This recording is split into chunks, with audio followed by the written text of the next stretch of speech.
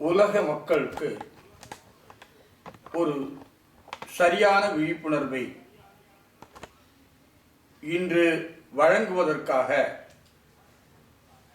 தேசிய மரபு அறக்கட்டளை, புதுவை அருங்காட்சியகம்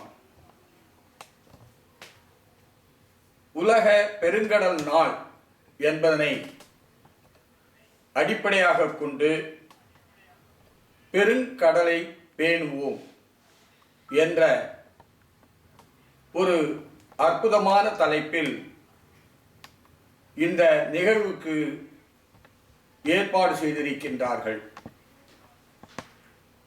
இந்த ஏற்பாட்டாளர்கள் என்றும் இயற்கையின் மீதும் மரபு சார்ந்த வரலாற்று ஆய்வுகள் மீதும் மிகுந்த ஆர்வம் கொண்டவர்கள். அவற்றை பேணி பாதுகாத்து அதனை மக்களிடையே கொண்டு செல்வதில் மிகுந்த அக்கறை கொண்டவர்கள். அத்தகைய ஒரு நிலைப்பாட்டை அன்புக்கெழுமிய நண்பர் அறிவன் அவர்கள் வெகு சிறப்பாக ஏறக்குறைய 2016ஆம் ஆண்டிலிருந்து மேற்கொண்டு வருகிறார். அவருடைய நிகழ்வுகளில் பலவற்றில் நானும் பங்கெடுத்து வருவது எனக்கு மகிழ்ச்சி அளிக்கிறது. பல்வேறு வகையிலும் திட்டமிட்டு தங்கள் நடவடிக்கையை மேற்கொள்கின்ற அன்பு நண்பர் அறிவன் அவர்களுக்கும் அவர் சார்ந்த இயக்கத்திற்கும் என்றும் நாம் நன்றி கடன் பட்டிருக்கின்றோம். ஆம், இன்று ஒரு மக்களுக்கான கடமையை நினைந்து பார்க்கக்கூடிய ஒரு மிக முக்கியமான நாள். ஆம், பெருங்கடல் நாள், உலக பெருங்கடல் நாள்.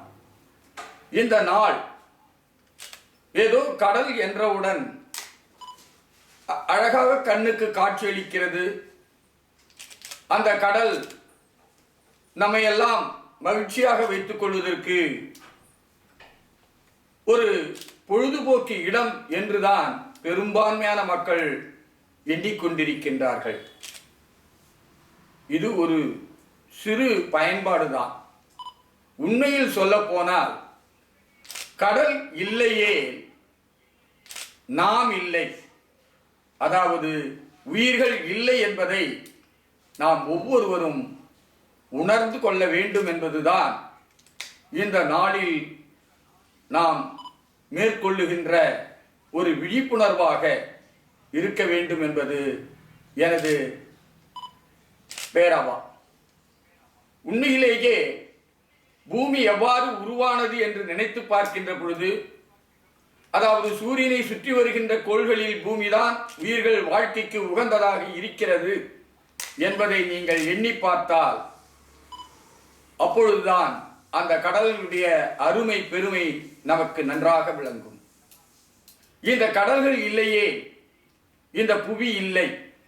புவி இருந்தாலும் அவற்றில் உயிர்கள் இல்லை. ஏன்?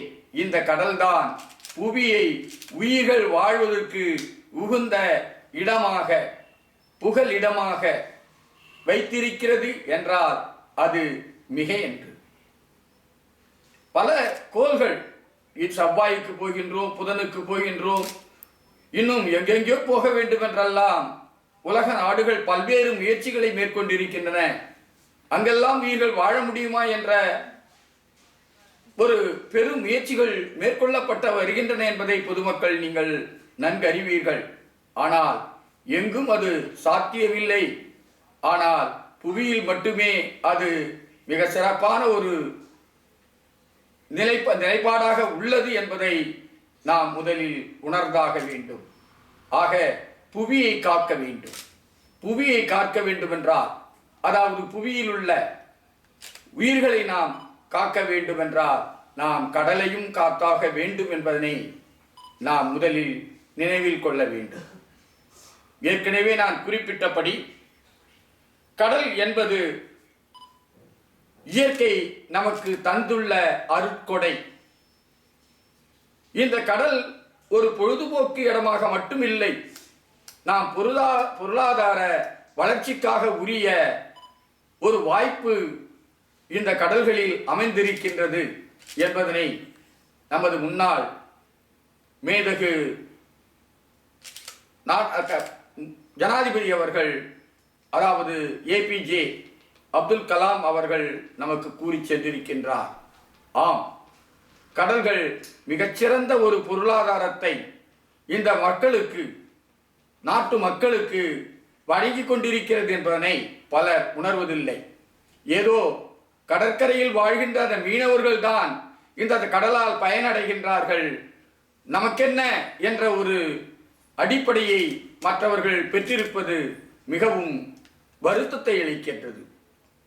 கடலோடு பிணைந்து, கடலோடு இணைந்து, இயற்கையோடு தங்கள் வாழ்க்கையை அமைத்துக் கொண்டிருக்கின்ற மீனவர்கள் ஒரு பங்குதான் அதனை அனுபவித்துக் கொண்டிருக்கின்றார்கள்.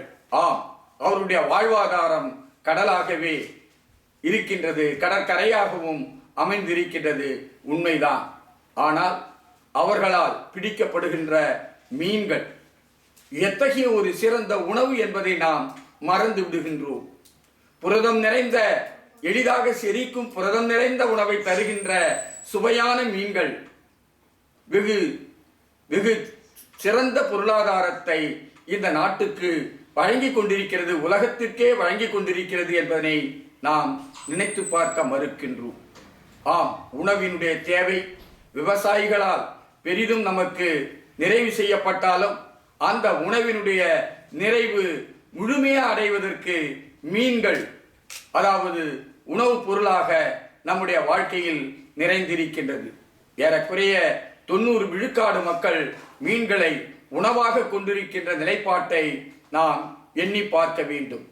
இந்த மீன்கள் எங்கிருந்து வருகின்றன என்று பார்க்கின்ற போது நீர் நிலைகளில் இருந்து, அவற்றில் மிக பெரும்பான்மையாக கடல்களில் இருந்துதான் அங்கே நமக்கு கிடைக்கின்றன என்பதை எண்ணி பார்க்க வேண்டும். நிலத்தில் விதைகளை நாம் விதைத்து விளைய வைத்து அந்த உணவை பெறுகின்றோம். ஆனால் கடலில் எந்த ஒரு விதையையும் நாம் தூவுவதில்லை. அவை தாமாகவே அங்கு கடலில் உள்ள உயிரினங்களில் மீன்கள் அங்கு உற்பத்தியாகின்றது. கடலில் எடுத்துக்கொண்டால் புவியில் இருக்கின்ற, அதாவது நிலப்பகுதியில் இருக்கின்றதை விட மிக அதிகப்படியான எண்ணிக்கையில் உயிரினங்கள் கடலில் இருக்கின்றன. ஆம், ஏன் இந்த உயிரினம் தோன்றியதே முதலில் கடலில்தான் என்பது ஆய்வாளர்களினுடைய அறுதியிட்ட கருத்தாகும். ஒரு செல் உயிரினம், அமீபா போன்ற ஒரு செல் உயிரினம் கடலில் தான் தோன்றியது. அந்த ஒரு செல் உயிரினம் பரிணாம வளர்ச்சியின் அடிப்படையில் தான் இந்த மனிதன் அங்கே பரிணமிக்கின்றான் என்பதை நாம் எண்ணி பார்க்க வேண்டும். அந்த கடலில் தான் அங்கே வாழ்கின்ற அந்த உயிரினங்கள் ஏறக்குறைய ஒரு 2 லட்சத்திற்கும் அதிகமான எண்ணிக்கையில் இருக்கின்றன என்று சொல்லப்படுகிறது. தாவர வகைகளும் விலங்கு வகைகளும் கடலில் எண்ணற்ற வகையில் வளர்ந்து கொண்டிருக்கின்றன என்பதை நாம் எண்ணி பார்க்க வேண்டும். ஆம், கடலில் ஒரு செல் உயிரில் இருந்து மிகப்பெரிய பாலூட்டி இனமாக கருதப்படுகின்ற நீல திமிங்கலம் வரையிலான விலங்குகள் அங்கே உருவாகி தங்களை வளப்படுத்திக் கொண்டு வருகின்றன, அங்கு வாழ்ந்து கொண்டிருக்கின்றன என்பதை நாம் எண்ணி பார்க்க வேண்டும். இந்த உயிரினங்கள் வாழ்வதற்கெல்லாம் அந்த மீன்களை ஒட்டிய பல்வேறு வகையான அந்த உயிரினங்கள் வாழ்வதற்கெல்லாம் பச்சையம், சொல்ல போனால் அந்த அங்குள்ள பாசில்கள் என்று சொல்லப்படுகின்ற அந்த பஞ்சு, கடற்பஞ்சு போன்ற அந்த உயிரினங்கள் வெகு சிறப்பாக பயன்படுத்தப்படுகின்றன. அது மீன்களின் உணவாக இருக்கின்ற காரணத்தினால் தங்களை அந்த மீன்கள் பலப்படுத்திக் கொள்வதற்கும் வாழ்வதற்கும் அது ஒரு மிகச்சிறந்த உயிரினமாக, அது ஒரு தாவர உயிரினமாக அங்கே நிலைநிறுத்தப்படுகிறது. இந்த உயிரினத்தை இதனை அடிப்படையாக கொண்டு வளர்கின்ற அந்த மீன்கள் மக்களின் தேவையை நிறைவு செய்கின்றன. இது ஒரு புறம். இந்த மீன்களினுடைய உணவு என்பது மீனவருக்கு வாழ்வாதாரத்தை தருகின்றது, உண்மைதான். ஆனால் அந்த மீன்களை பிடித்து வருகின்ற அந்த மீனவர்கள் ஒரு பங்கு என்றால் அந்த மீனை கடைசி நிலையில் இருக்கின்றவர்களுக்கு உணவாக கொண்டு சேர்க்கின்ற வரையில் அது எத்தனை பேருக்கு வேலை வாய்ப்பாக இருக்கிறது என்பதை நாம் எண்ணி பார்க்க வேண்டும். இந்த அரசு பெருமுயற்சி எடுத்துக்கொள்ளாமலேயே பல கோடிக்கணக்கான ஏறக்குறைய 15 மில்லியன் வேலை வாய்ப்புகளை இந்த பெருங்கடல் நமக்கு வழங்கி வருகிறது என்பதனை நாம் எண்ணி பார்க்க வேண்டும். இந்த வேலை வாய்ப்புக்கான பெருங்களமாகவும் இந்த பெருங்கடல்கள் நமக்கு துணையாக இருக்கின்றன. ஒன்றை மட்டும் நான் குறிப்பிட இந்த நேரத்தில் விரும்புகின்றேன். ஏதோ கடல் என்பது ஒரு பெரிய நீர்ப்பரப்பு என்று நாம் எண்ணிக்கொண்டிருக்கின்றோம். உண்மைதான். உண்மையிலேயே புவியில் இருக்கின்ற பரப்பை ஒட்டுமொத்தமாக கருத்தில் கொண்டால் 2 மடங்கு கடல்களால் நிரப்பப்பட்டிருக்கிறது என்பதை நாம் அறிந்து கொள்ள வேண்டும். கடல்கள் ஆங்காங்கே பல பெயர்களில் அழைக்கப்படுகின்றன. ஆமாம், பெருங்கடல்கள், பல்வேறு வகையான சிறிய கடல்கள் எல்லாம் கடல்கள் என்ற நிலையிலும் இங்கே அழைக்கப்படுகின்றன. இந்த கடல்களில் எல்லாம் பெருங்கடல்கள் எல்லாம் மிக பெரியதாக பசிபிக் பெருங்கடலை நாம் பார்க்கின்றோம். ஆம், நமது இந்திய நாட்டை எடுத்துக்கொண்டால் 3 வகையான கடல்களை இங்கே குறிப்பிட விரும்புகின்றோம். ஒன்று இந்தியாவினுடைய கிழக்கு பகுதியில் இருக்கின்ற வங்காள விரிகுடா, இதனை அடுத்து மேற்கு பகுதியில் இருக்கின்ற அரபிக்கடல், இவை இரண்டையும் இணைத்துக் கொண்டிருக்கின்ற இந்து மகா சமுத்திரம் என்று சொல்லப்படுகின்ற இந்து மகா பெருங்கடல். இந்த 3 கடல்களும் ஒன்றோடு ஒன்று இணைந்த நிலையில் இருப்பதை நாம் கன்னியாகுமரி போன்ற பகுதிகளில் நாம் எளிதாக காண முடியும். என்றாலும் அங்கே நன்றாக உணர்ந்த கடல் அறிஞர்கள் சொல்கின்றார்கள், கடல் என்பது உலகிலேயே ஒன்றுதான். அது எல்லா பகுதிகளிலும் நிலப்பரப்புகளை ஒட்டி ஒன்றுடன் ஒன்று தொடர்பு கொண்டு அவைகள் நிலைப்படுத்தப்பட்டிருக்கின்றன என்பதை அவர்கள் குறிப்பிடுகின்றார்கள். ஆம், கடலில் ஏதேனும் ஒரு பகுதியிலிருந்து நாம் பயணம் செய்ய ஆரம்பித்தால் இறுதியாக அதே பகுதிக்கு அந்த கப்பல்களின் வாயிலாக அல்லது கலன்களின் வாயிலாக நாம் கடலில் மூலமாக வந்து சேர முடியும் என்பதை அவர்கள் குறிப்பிட்டு அங்கே நிலைப்படுத்தி இருக்கின்றார்கள். இதுதான் கடல். இந்த கடல் நமக்கு என்னவெல்லாம் உயிர் வாழ்க்கைக்கு பயன்படுகிறது என்று நாம் எண்ணி பார்க்க வேண்டும். நாட்டினுடைய இந்த கடல்ல மேற்பரப்புல மிக அதிகப்படியான ஆக்சிஜன், உயிர் வளி என்பது கலந்திருக்கின்றது. இந்த உயிர் வழிதான் அங்குள்ள உயிரினங்கள் வாழ்வதற்கு உரிய அடிப்படையை தேவையை நிவர்த்தி செய்கின்றன. ஆம், நமக்கு உயிர்களுக்கு பஞ்சபூதங்களை பற்றி நாம் குறிப்பிடுவோம். நிலம், நீர், காற்று, வான்வெளி, தீ என்று குறிப்பிடுவோம்.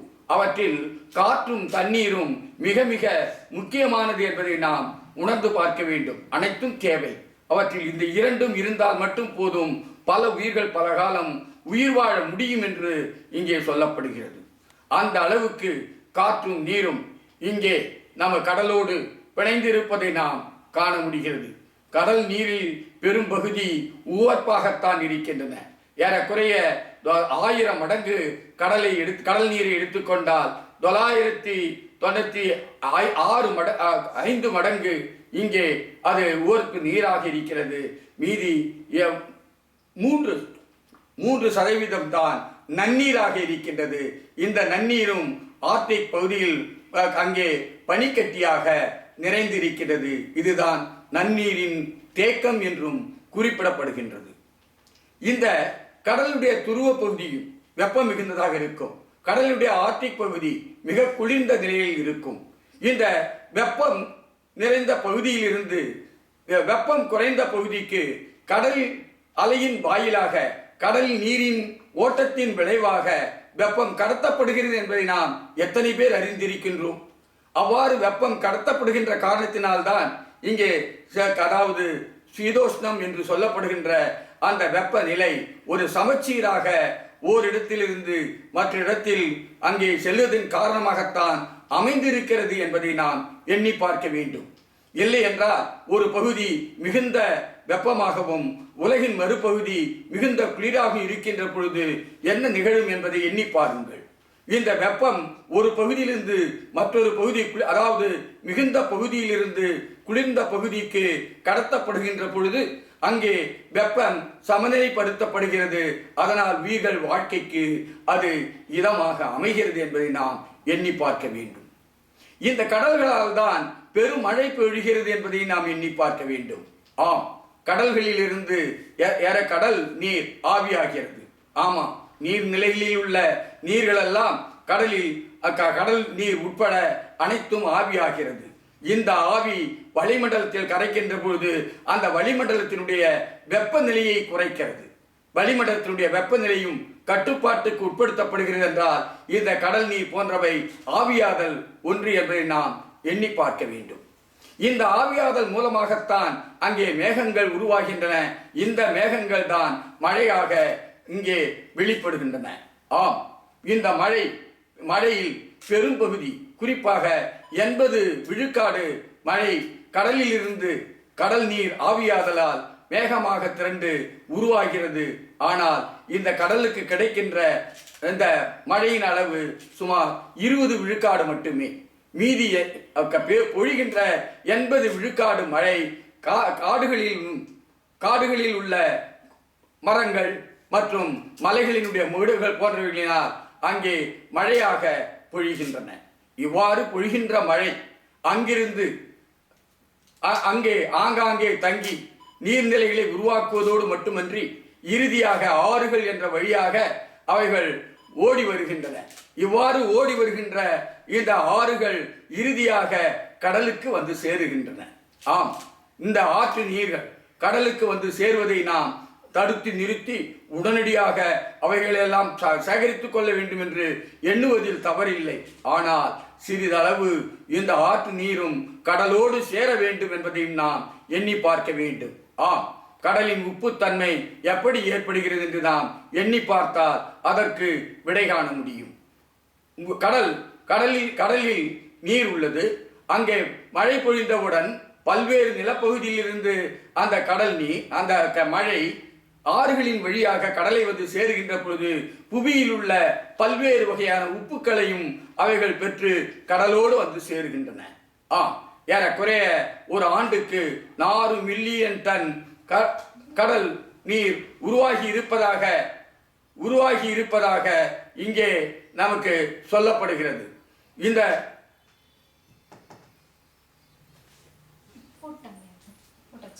கடல் வெறுவாக 400 மில்லியன் டன், அதாவது ஒரு சதுர கிலோமீட்டர் அளவு அல்ல, 400 மில்லியன் டன் உப்பு ஒவ்வொரு ஆண்டும் கடலில் வந்து சேருகின்றன.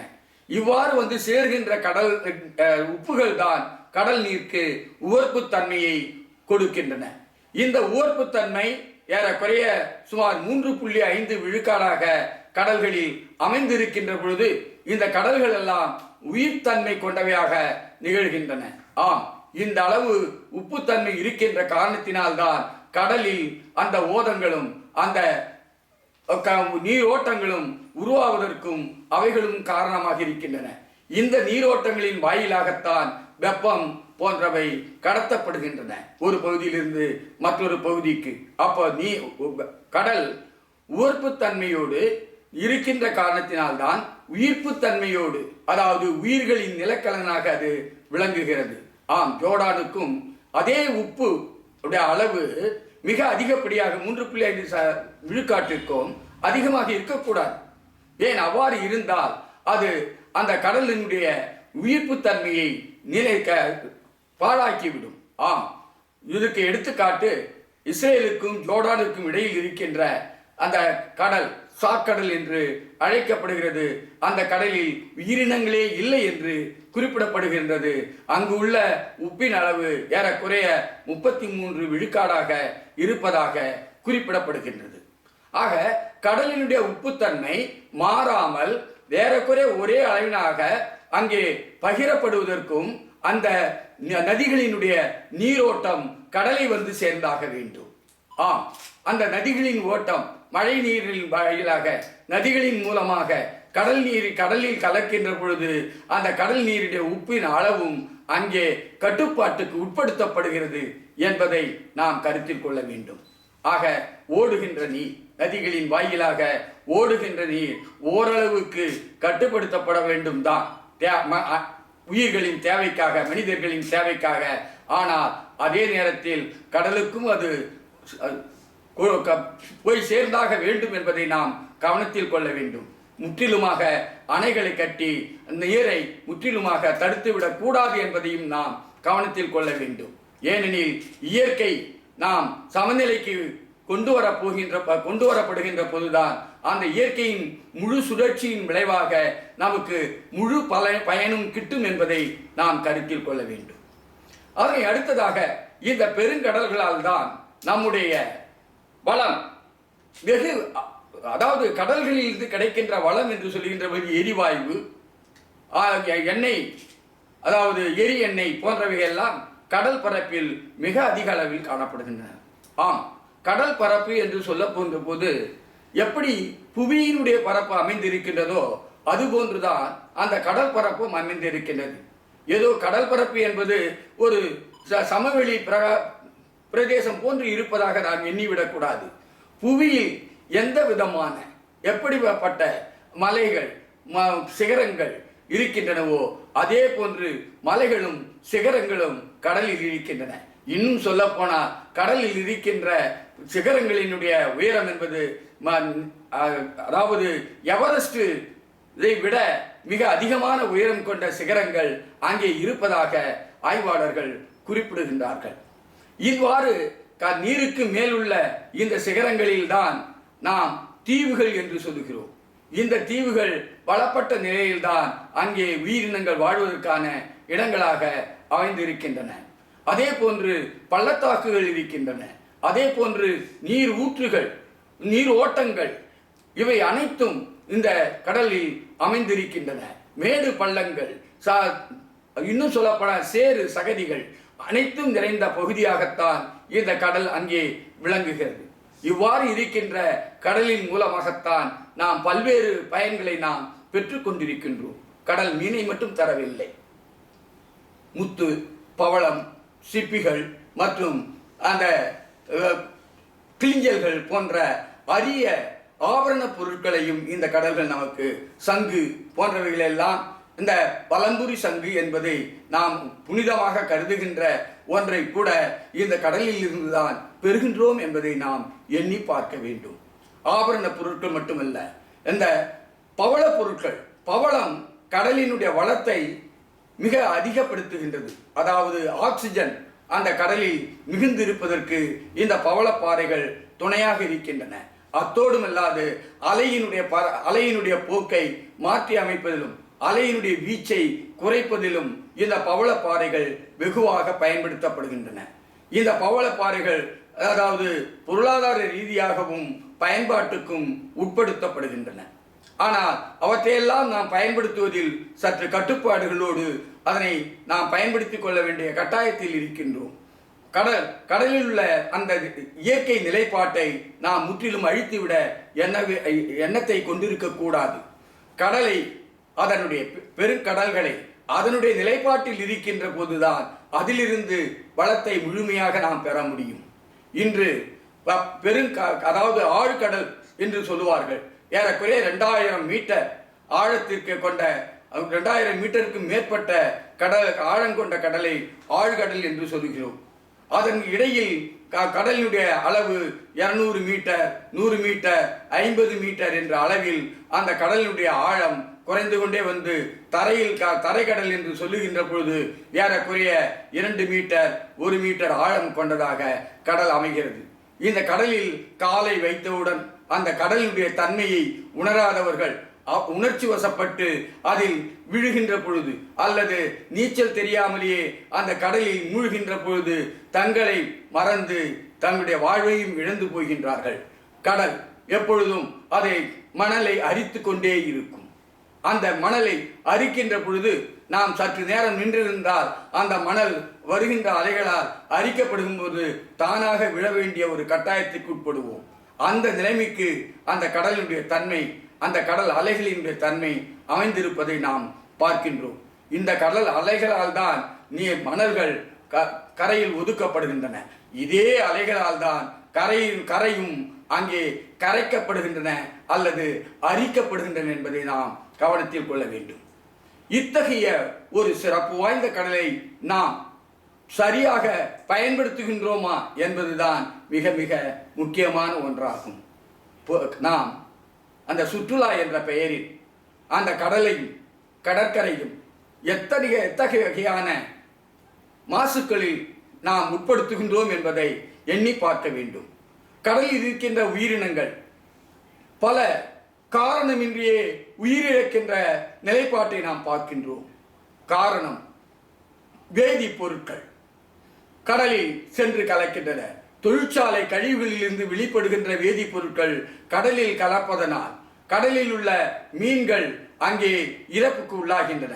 அப்படியே சிறிய அளவில் அந்த மீன்கள் அந்த ரசாயனங்களை உண்டு வாழ்ந்தாலும் அந்த மீனை சாப்பிடுகின்ற பொழுது ஏற்படுகின்ற பல்வேறு வியாதிகளுக்கு இந்த மக்கள் உட்படுத்தப்படுகிறார்கள் என்பதை நாம் மறந்துவிடக்கூடாது.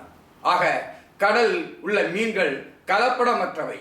ஆனால் அதே நேரத்தில் அந்த கடல் தூய்மையாக இருந்த நிலையில்தான் அந்த மீன்களும் நமக்கு உற்ற துணையாக உற்ற சிறந்த உணவாக கருத முடியும். அந்த கடல் மாசுபட்ட சூழ்நிலையில் அந்த மீன்கள் அங்கே வாழ்கிறது என்றால் அந்த மீன்களிலும் மாசுக்கள் தோன்றுகிறது. அந்த மீன் மக்களுக்கு உணவாகின்ற பொழுது வியாதிகளையும் அதாவது நோய்களையும் உருவாக்க எத்தனமாகிறது என்பதை நினைத்து பார்க்க வேண்டும். ஆனால் மீன் உணவு என்பது மிக மிகச் சிறந்த உணவு என்பதை நாம் குறிப்பிடுகின்ற வேளையில் மீனுடைய உணவு சொல்லப்போனால் கேன்சர் என்று சொல்லப்படுகின்ற புற்றுநோயை தடுக்கும் ஆற்றலை கொண்டது என்பதை அங்கே அந்த ஜப்பானியர்கள் தங்களுடைய ஆய்வுகளின் மூலமாக குறிப்பிடுகின்றார்கள்.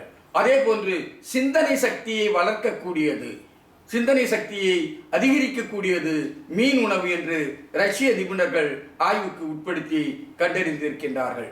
ஆக மொத்தத்தில் மீன் உணவு என்பது மனிதனுடைய வளர்ச்சியில் மிகப்பெரிய ஒரு உன்னதமான இடத்தை பெற்றிருக்கின்றன. இந்த மீன்கள் எந்த விதமான மாசுக்கள் இல்லாத ஒரு சூழ்நிலையில் வளர வேண்டியது அவசியமில்லையா? இந்த அவசியத்தை நாம் தானே கடைபிடிக்க வேண்டும். இந்த நாடு அரசாக இருந்தாலும் மக்களாக இருந்தாலும் அல்லது பெரும் முதலாளிகளாக இருந்தாலும் அல்லது மீனவர்களாக இருந்தாலும் இந்த பெருங்கடல்கள் தூய்மையாக இருக்க வேண்டும் என்பதை கருத்தில் கொண்டுதான் பெருங்கடல்கள் பேணப்பட வேண்டும் என்பதை இந்த நிலையில் நாம் குறிப்பிடுகின்றோம். பெருங்கடல்கள் எந்த அப்பழுக்கற்ற நிலையில் பேணப்படுகின்ற பொழுதுதான் மனித வாழ்க்கையின் வெகு சிறப்பாக அமையும். மனித வாழ்க்கை என்பது மனிதனுடைய உயிரோடு மட்டும் நின்றுவிடவில்லை. பாங்க உலகில் அமைந்திருக்கின்ற பலதரப்பட்ட உயிர்களும் அதாவது பல்லுயிர்களும் பேணப்பட வேண்டும் என்பதை நாம் கவனத்தில் கொள்ள வேண்டும். ஏதோ மனிதன் மட்டும் வாழ்ந்தால் போதும் என்பதல்ல, அனைத்து வகையான உயிர்களும் அங்கே பேணப்படுகின்ற பொழுதுதான் மனிதனுடைய வாழ்க்கை வெகு சிறப்பாக அமையும் என்பதை நாம் எண்ணி பார்க்க மறந்து விடுகின்றோம். ஒன்று மற்றொன்று இயற்கையோடு இணைந்து ஒன்று மற்றொன்றுக்கு உணவாக, மற்ற வகையான உதவியாக, மருத்துவமாக, மருந்தாக, பல்வேறு வகையான உணர்வு பூர்வமான அடிப்படை தேவைகளை நிறைவு செய்கின்ற தன்மை உடையவனாக இருக்கின்ற அந்த பல்லுயிர் பெருக்கம் என்பது கடல்களில் மிகப்பெரிய அளவில் இருக்கின்றன. அந்த கடல்கள், அந்த பெருங்கடல்கள் பேணப்படுகின்ற போதுதான் அந்த பல்லுயிர்களின் பெருக்கமும் எந்தவித தொல்லையும் இன்றி எந்த விதமான அழிவுக்கும் உட்படாமல் பேணப்படும் என்பதை நாம் கருத்தில் கொண்டிருக்க வேண்டும். இந்த கடல்கள் நமக்கு மிகப்பெரிய அருட்கொடை என்று நம்ம ஜனாதிபதி அவர்கள், முன்னாள் ஜனாதிபதி அவர்கள் குறிப்பிட்டதை போன்று இந்த கடல்கள் இல்லை என்றால் மனித வாழ்க்கை இல்லை என்பதை நாம் உணர்ந்தாக வேண்டும். இந்த சூழ்நிலையில் தான் நான் ஒன்றை மட்டும் இங்கே குறிப்பிட விரும்புகின்றேன். இந்த கடல்களுடைய மேலாண்மை என்பது மிக மிக முக்கியத்துவம் வாய்ந்தது. இந்த கடல்கள் தான் ஒரு நாட்டை மற்றொரு நாட்டிலிருந்து கண்டுபிடிப்பதற்கு, அதாவது உண்மையிலேயே சொல்லப்போனால் உலக நாகரீகம் கடல்களால் தான் பெருகியிருக்கின்றன. கடல்களில் இருந்துதான் நாகரிகங்கள் வளர்ந்திருக்கின்றன என்பது நம்முடைய வரலாற்று ஆய்வாளர்களுடைய கருத்து. உலக நாடுகள் கண்டுபிடிக்கப்பட்டதும் கடல்களின் மூலமாகத்தான் கண்டறியப்பட்டன என்பதும் இந்த ஆய்வாளர்களுடைய வரலாற்று ஆய்வாளர்களுடைய ஆதாரப்பூர்வமான கருத்தாகும். ஆம், இந்த கடல்கள் தான் போக்குவரத்தில் மற்ற எந்த போக்குவரத்தை காட்டிலும் தரை வழி போக்குவரத்தாக இருந்தாலும் ஆகாய விமான போக்குவரத்தாக இருந்தாலும் அதை விட மிகச்சிறப்பு வாய்ந்த போக்குவரத்து கடல் போக்குவரத்து என்றுதான் குறிப்பிடப்படுகின்றது. அத்தகைய ஒரு சிறப்பு வாய்ந்த கடல் நாம் எத்தகைய உதவிகரமாக நமக்கு இருக்கிறது என்று எண்ணி பார்த்தாலே அதனை நாம் பேணி பாதுகாக்க வேண்டும் என்ற ஒரு எண்ணம் எழுகிறது அல்லவா? ஏதோ கடல் என்றால் பொழுதுபோக்குக்காக மட்டுமல்ல, அந்த பொழுதுபோக்கும் மகிழ்வாக எந்த விதமான சிரமமின்றி அமைய வேண்டும். அந்த கடல்கள் உயிர்ப்போடு வாழ்கின்ற பொழுதுதான், அந்த கடல்கள் மாசு மறுவற்று இருக்கின்ற பொழுதுதான் நாம் அதனை சிறப்பாக பயன்படுத்திக் கொள்ள முடியும் என்பதையும் நீங்கள் கவனத்தில் கொள்ள வேண்டும். ஆம், ஒன்றை நான் மற்றொன்றையும் குறிப்பிட விரும்புகின்றேன். இந்த கடல்களில் கழிவுகள், நகர கழிவுகள், இந்த நகர கழிவுகள் எல்லாம் கடல்களில் வந்து சேர்கின்றன. அதில் ஒன்று அந்த பிளாஸ்டிக் என்று சொல்லப்படுகின்ற நெகிழிகள். இந்த நெகிழிகள் கடல் உயிரினங்கள், குறிப்பாக மீன்கள், ஆமைகள் போன்ற உயிரினங்களை வாழ விடாமல் அவைகள் அதாவது செரிக்கும் தன்மையற்ற இந்த நெகிழிகளை அது கடலில் நெகிழ்ந்த சூழ்நிலையில் மிதக்கின்ற பொழுது இந்த உயிரினங்கள் அதை உணவாக எண்ணி உண்ணுகின்ற பொழுது அந்த உணவு செரிக்கப்படாமல் அவைகள் உயிரிழக்க நேரிடுகிறது என்பதை நாம் எண்ணி பார்க்க வேண்டும். அதாவது லட்சக்கணக்கான டன்கள் குப்பைகளாக, நெகிழிகள் குப்பைகளாக கடலை போய் சேர்கின்றன என்பது அந்த கடல் ஆர்வலர்களுடைய கருத்து. உண்மைதான். ஒவ்வொரு முறையும் அந்த கடல் ஆர்வலர்கள் எல்லாம் கடற்கரையிலும் கடலிலும் இருக்கின்ற அந்த கழிவுகளை எடுப்பதற்கு தங்களை உட்படுத்திக் கொள்கின்றார்கள். ஏன்? கடல் தூய்மையாக இருக்க வேண்டும், கடலில் உள்ள உயிரினங்கள் சிறப்பாக வாழ வேண்டும். அப்பொழுதுதான் இந்த கடல் உயிர்ப்புடன் இருக்கும். அந்த உயிர்ப்புள்ள கடல் தான் இந்த மக்களின் வாழ்க்கைக்கு அனைத்து தேவைகளையும் நிறைவு செய்வதாக அமையும் என்று அவர்கள் எண்ணுகின்றார்கள். அவர்களுக்கு நாம் உதவ வேண்டும். இந்த நெகிழிகள் நம்ம கடலை வந்து சேருகின்ற பொழுது ஒரு சாதாரணமாக ஒரு திமிங்கலம் கூட அந்த நெகிழியினுடைய குழல்கள் போன்றவை அந்த மூக்குகளில் இடைப்பட்டு விட்டால், அந்த மூக்கில் ஒரு போர்வை போன்று அமைந்து விட்டால் அந்த உயிரினம் வாழ முடியாமல் செத்து கரை ஒதுங்குகின்றதை நாம் கண்ணார காண முடிகிறது. ஆம், அங்கே கடலில் சேருகின்ற கழிவுகள் எல்லாம் பல நேரங்களில் நச்சு கழிவுகளாக, மிகையான நச்சு கழிவுகளாக இருக்கின்ற பொழுது மீன்கள் கடலில் கூட்டம் கூட்டமாக செத்து, அதாவது இறந்து மிதக்கின்ற காட்சியை காண முடிகிறது. அவைகள் கரையோரங்களில் வந்து ஒதுங்குவதையும் பார்க்க முடிகிறது. அந்த வகை மீன்களை எல்லாம் உண்ண முடியுமா?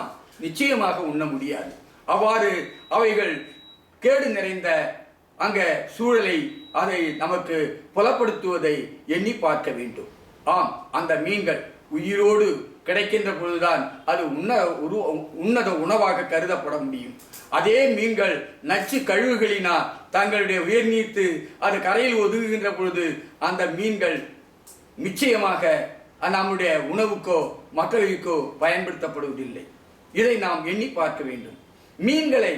மீனுடைய கழிவுகள் என்று சிலவற்றை சொல்வார்கள். அதாவது மீனவர்கள் தங்களுடைய தொழில் சிறப்பாக இருப்பதற்கு கடலை பேண வேண்டியது மிக மிக கவனத்துடன் செயல்பட வேண்டும்.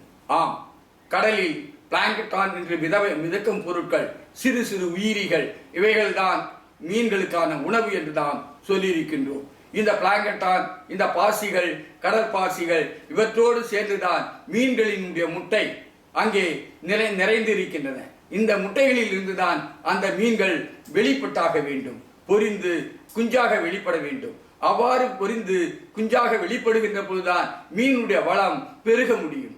ஆனால் இந்த வலையை போட்டு அந்த மிதவை உயிரிகளையும் அந்த முட்டை அதோடு சேர்ந்த சிறு சிறு உயிரிகளையும் இவர்கள் வைத்து எடுத்து அதனை அங்கே கடலில் உதறாமல் அவை வலையோடு சேர்த்து படகில் வைத்து கொண்டு வந்து இங்க கரையில் அவற்றை, அதாவது கோழிக்கும் மற்றவைக்கும் உணவுப் பொருளாக பயன்படுத்துகின்ற நிலையில் தமக்கு ஏதோ ஒரு பொருள் அதாவது பணம் கிடைக்கிறது என்பதற்காக அதனை வீணடிக்கின்ற போக்கினை அவர்கள் விட்டாக வேண்டும். ஏனெனில் அவைகள்தான் எதிர்காலத்திற்கான மீன்கள் என்பதை அவர்கள் உணர வேண்டும். மீன்களுடைய குஞ்சுகள் அங்கே பாதுகாக்கப்பட வேண்டும். மீன்களுடைய குஞ்சுகளும் முட்டைகளும் அதனுடைய அனைத்து வகையான அந்த உணவுப் பொருட்களும் அங்கே கடலிலேயே அவைகள் இருப்பதற்கான வாய்ப்பை அவர்கள் உருவாக்க வேண்டும். ஏதோ ஒரு சிறு பணம் கிடைக்கிறது என்பதற்காக மிகப்பெரிய பொருளாதாரத்தை அவர்கள் இழந்துவிடக் கூடாது என்பதையும் அந்த மீனவர்கள் எண்ணி பார்க்க வேண்டும் என்று இந்த நேரத்தில் அவர்களுக்கும் நான் குறிப்பிட விரும்புகின்றேன். ஏனெனில் அதுவும் இந்த பெருங்கடல் பேணுகின்ற சூழ்நிலையில் அதிமுக்கியமானது. அந்த கடல் வளம் அதிமுக்கியமாக கருதப்படுகிறது. அந்த கடல் வளம் சிறப்பாக இருக்கின்ற பொழுதுதான் இந்த மீனவர்களுடைய வாழ்க்கையும் சிறப்பாக அமையும் என்பதை அவர்கள் மறந்துவிடக்கூடாது. நாம் எப்பொழுதுமே கடலை பற்றி எண்ணுகின்ற பொழுது கடல்தானே என்று நாம் அலட்சியப்படுத்தி விடக்கூடாது. அரசுகள் அவ்வாறு அலட்சியப்படுத்துகின்ற போக்கை பெற்றிருக்கின்றன. தயவு செய்து அரசுகள் அத்தகைய அலட்சிய போக்கை கைவிட வேண்டும். கடலில் எது வேண்டுமானாலும் செய்யலாம் என்று அவர்கள் எண்ணுகின்றார்கள். கடலில் அதாவது அதனுடைய உயிர்ப்பு தன்மைக்கு எதிரான சில சூழ்நிலைகளை அவர்கள் உருவாக்கி கொண்டிருக்கின்றார்கள். அத்தகைய உருவாக்கத்தை அவர்கள் அந்த கருத்துக்களை அவர்கள் மாற்றிக்கொள்ள வேண்டும். கடல் உன்னத ஒரு அருங்கொடை என்பதையும் அது பொருளாதாரத்திற்கான அனைத்து வகையான வாய்ப்புகளையும் உருவாக்குகிறது என்பதையும் அவர்கள் கருத்தில் கொள்ள வேண்டும். கடலின் தரைப்பகுதியில் காணப்படுகின்ற பல்வேறு வகையான அதாவது தனிமங்கள், ஆக்சுவலா சொல்ல போனா கடல்ல 97%, 95% நீர் இருந்தாலும் 2-3% அங்கே அவைகள் அந்த அது பல்வேறு தனிமங்களும் அந்த கடல் நீரில் உள்ளன. ஏறக்குறைய 60 வகையான தனிமங்கள், வெள்ளி, தங்கம், ஆக்சிஜன், ஹைட்ரஜன் போன்ற பல்வேறு வகையான தனிமங்களும் கடலில் காணப்படுகின்றன. இன்னும் சொல்ல போனால் சில வகையான பகுதிகளில் கடல் உருண்டை வடிவில் தனிமங்கள் இருப்பதாக கூட அங்கே ஆய்வுகள் எடுத்து இயம்புகின்றன. ஆனால் ஒன்றை மட்டும் சொல்லுகின்றேன், மனிதன் ஆகாயத்தை கூட அளந்து விட்டான், நிலப்பரப்பை தாமாக அளந்து விட்டான். ஆனால் நிலத்தின் உள்பகுதியை அவனால் ஆய்வுக்கு முழுமையாக உட்படுத்திக் கொள்ள முடியவில்லை. குறிப்பாக கடலின் ஆழத்தில் இருக்கின்ற நிலைமைகளை இன்னும் முற்றிலுமாக அங்கே ஆய்வுக்கு உட்படுத்த முடியவில்லை என்பதை அவர்கள் கருத்தில் கொள்ள வேண்டும். ஏன், கடல் கீழே செல்ல செல்ல ஆழம் அதிகரிக்க அழுத்தமும் அதிகரிக்கும். அழுத்தம் அதிகரிக்க எந்த வகையான கலன்களை பயன்படுத்தினாலும் அந்த ஆழத்திற்கு கீழாக செல்ல முடியாமல் தவிக்கின்ற போக்கு இன்றும் இந்த 21ஆம் நூற்றாண்டிலும் இருந்து கொண்டிருக்கிறது என்பதை அவர்கள் கவனத்தில் கொள்ள வேண்டும். அதற்கான முயற்சிகளில் மனித இனம் தன்னை ஈடுபடுத்திக் கொண்டு வருகிறது என்றாலும் அதே நேரத்தில் அந்த கடலினுடைய தன்மையை காப்பாற்றுவதிலும் தன்னை ஈடுபடுத்திக் கொள்ள வேண்டும் என்பதுதான் எங்களுடைய போன்ற இயற்கை ஆர்வலர்களுடைய வேண்டுகோளாக வைக்கின்றோம். கடலை எதை வேண்டுமானாலும் செய்யலாம். கடலை சுத்தமாக வைத்திருக்க ரசாயன தொழிற்சாலைகள் போன்ற அதாவது தூசுகளை உருவாக்குகின்ற தொழிற்சாலைகள் இவைகளெல்லாம் கடற்கரை பகுதிகளில் இல்லாதவாறு பார்த்து கொள்ள வேண்டும்.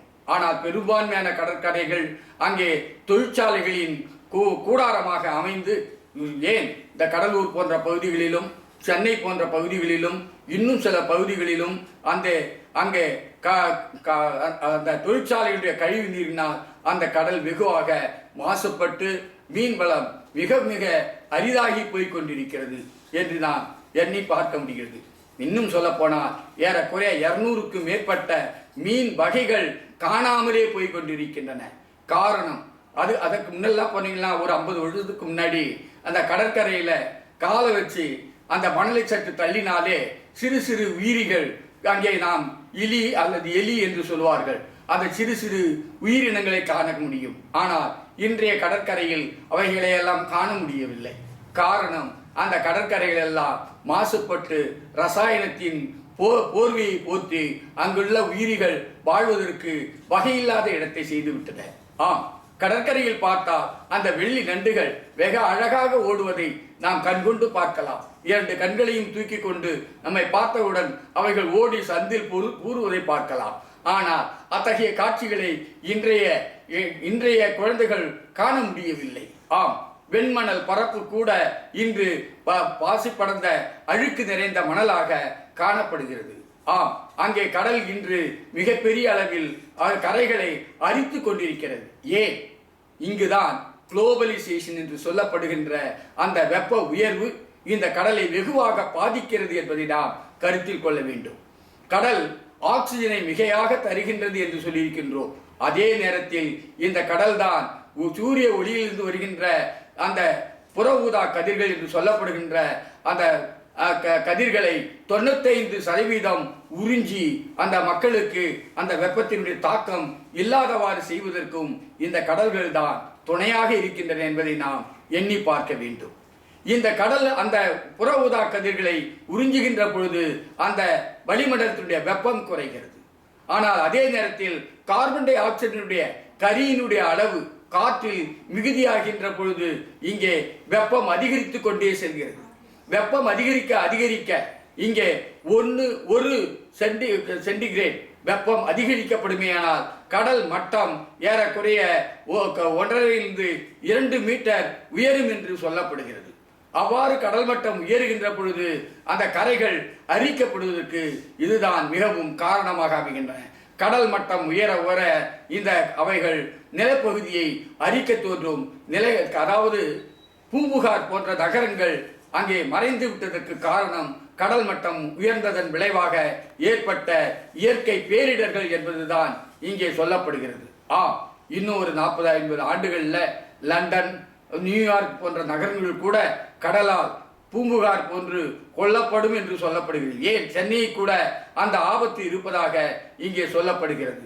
இந்த ஆபத்துகளிலிருந்து நாம் தவிர்க்கப்பட வேண்டாமா? இந்த ஆபத்திலிருந்து மனித இனம் தன்னை காத்துக்கொள்ள வேண்டாமா? ஆம், அவ்வாறு காத்துக்கொள்ள வேண்டும் என்றால் இங்கே கரி பொருட்கள் காற்றில் கலப்பதை வெகுவாக குறைத்தாக வேண்டும். அதற்காக பல்வேறு நாடுகளினுடைய உலக நாடுகளினுடைய மாநாடுகள் எல்லாம் நடக்கின்றன. ஆனால் அந்த மாநாடுகள் எல்லாம் எடுக்கப்படுகின்ற முடிவுகள் எல்லாம் நல்ல முடிவுகள் கூட அங்கே ஒதுக்கப்படுகின்றன. ஏன்?